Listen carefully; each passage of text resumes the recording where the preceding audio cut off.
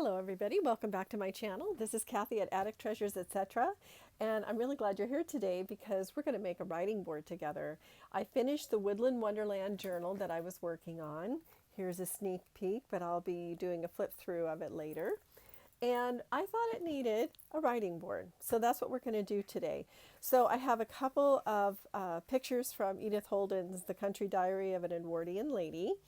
And this one was just a watercolor on the page, really nothing else on it except the word August at the top. So I fussy tore around it and I inked the edges on everything. And then I cut a piece of cardboard from the backing of a notepad, just letter writing paper. And I cut it, it's already 8.5 inches tall, so I just cut it 5.5 inches wide. So what we're going to do is we're going to put some black gesso around the edges and collage on with some of the distress collage medium, but you could use Mod Podge for that as well. I just happen to have the collage medium and this is a good project for that. And then we'll do the wax paper seal. So why don't we go ahead and get started and cover up my workspace here with some parchment paper. This is a messy project, so I'm even wearing an apron today, mostly because the black gesso has a tendency to be super messy. So I'm going to use just some foam brushes that I got at the dollar store. You can get a package of them for $1. So, what kind of, you can't really get a better deal than that. So I'm just doing, I don't have to go all the way across the cardboard. I'm just doing in a little bit, just enough so that the picture covers it. But my aim in doing this is just to give it a little bit of a frame. And I'm doing the edges as well. And then once it dries, then we'll go ahead and decoupage on the pictures. So you can see this little kind of banged up piece on the corner, but I'm not worried about that because I'm going to put some corner protectors on it as well, so it'll hold up a little bit more. This stuff dries pretty fast, but I'll use my dryer just to kind of speed it up a little bit. I really like writing boards. They make using the journal, because the pages, since a lot of them are copy dyed, have a tendency to be pretty bumpy.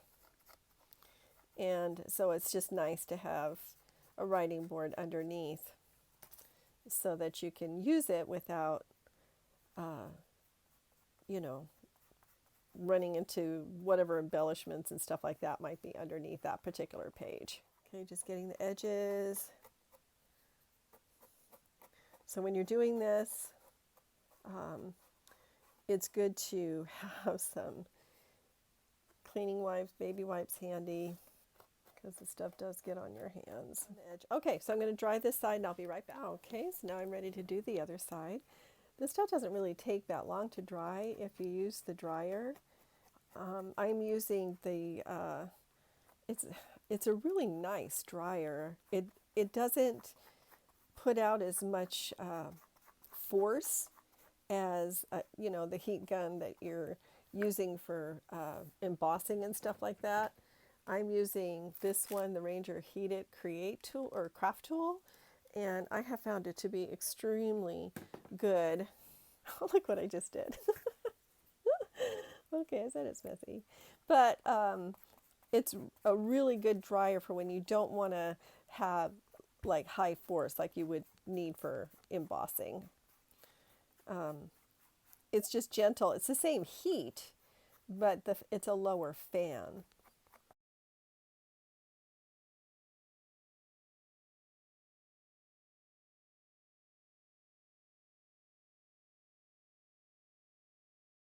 So I'm going to get ready to dry this. I know my picture is big enough to cover this unpainted part, so I'm done with the brush that I'm using for the black gesso. I'm going to put it in some water right now.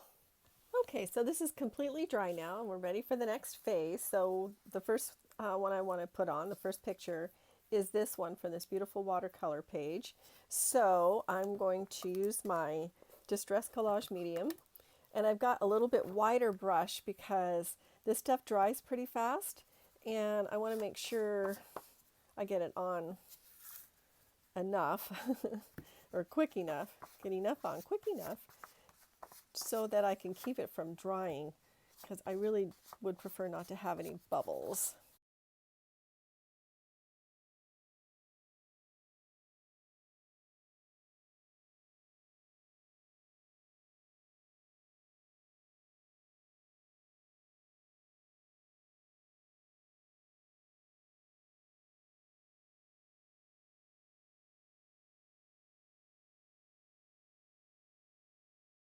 And I will be going over the top with some more of the collage medium to seal it.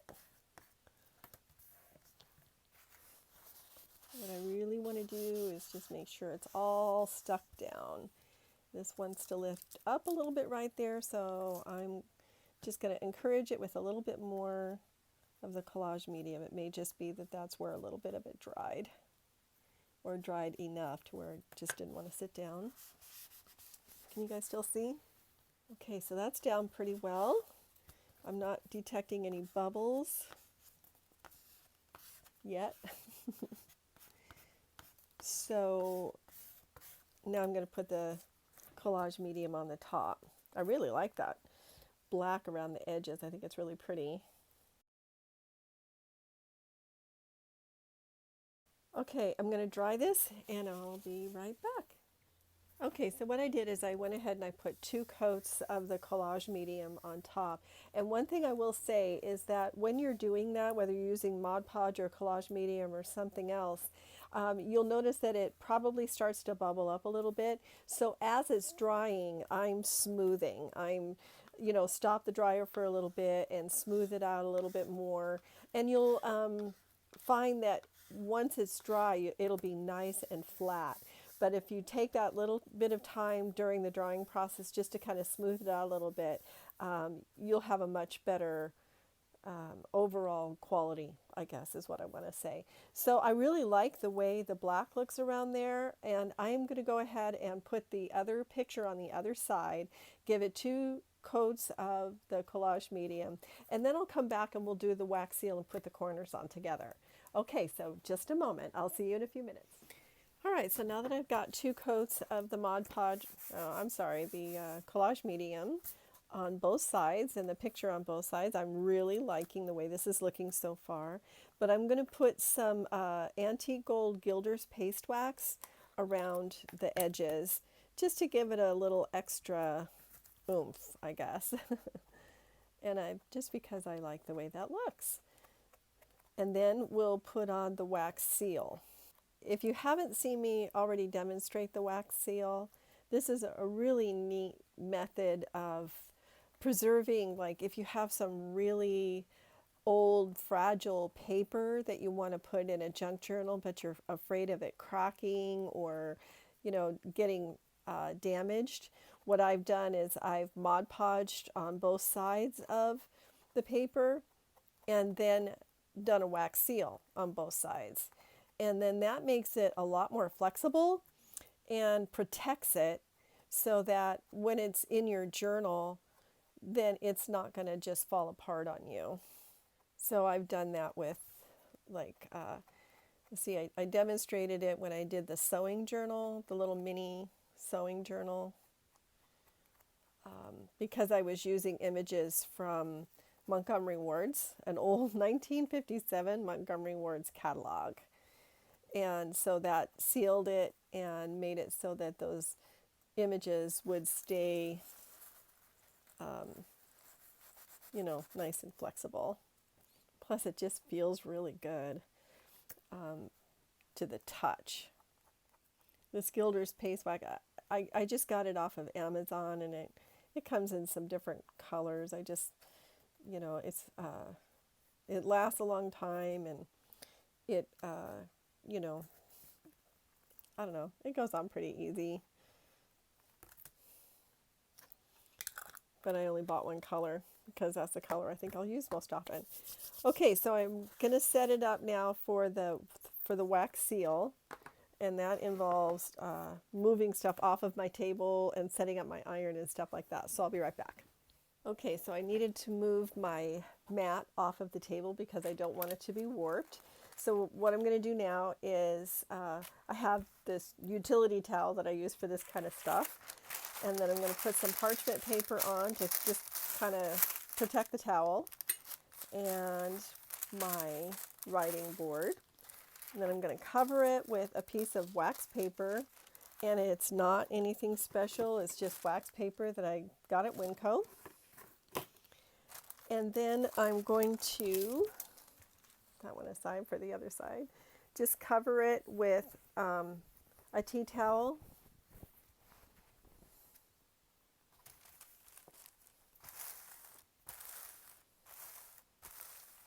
With a message on it, eat your veggies. And then with an iron that's not too hot, I'm just going to iron this for a few seconds, not too long. I find about 8 seconds to be plenty. And then you can check it. And what you're looking for is a little bit of resistance. Okay, so can you see how, like right here, you can tell that it's leaving some of the wax behind, but over here it's not really.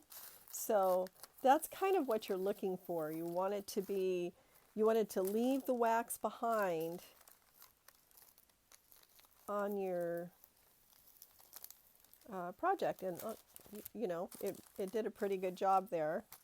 So what I'm going to do is I'm just going to turn the wax paper over, and give it one more little pass with my iron.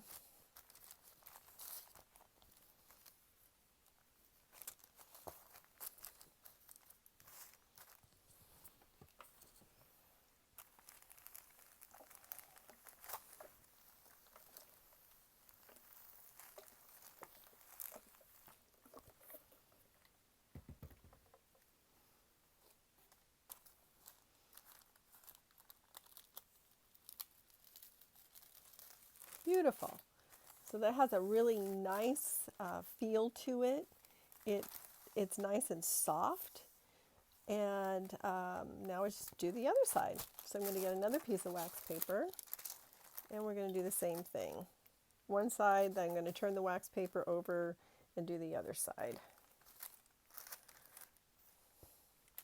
And that's just to make sure I get a good, you know, it's not really a bond, but it's melting the wax off of the wax paper and leaving it on your project.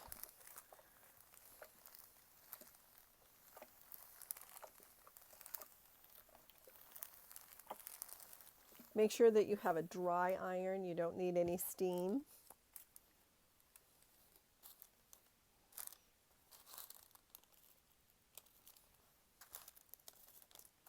Okay, that didn't really leave any behind, so we'll just try a little bit more.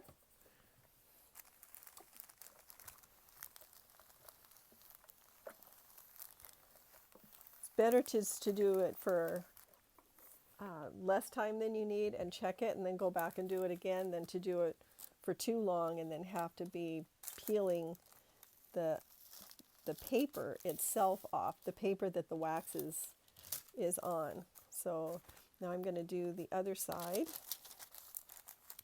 and all that does is just leave a little bit more wax on there. I want to make sure I'm all the way covered.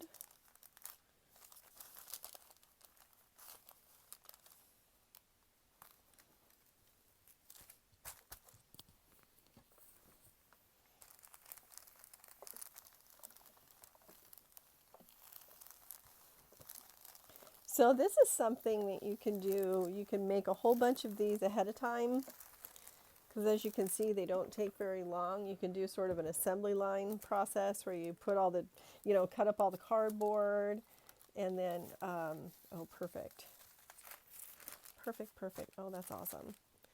Okay, so we're just going to let that cool.